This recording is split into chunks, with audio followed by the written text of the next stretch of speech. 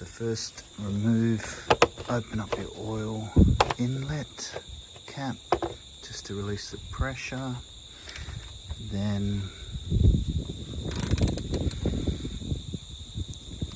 untightened the old cap that you're going to replace, and that's already loose.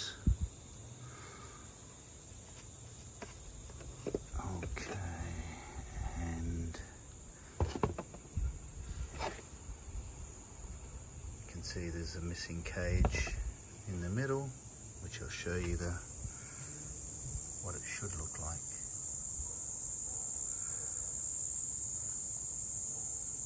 Also good to see there's no particles or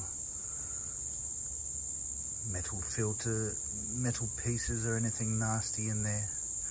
But also inspect the oil filter itself, which I already took out and threw out previously. Okay, here is the missing cage. So this piece is literally accidentally thrown out with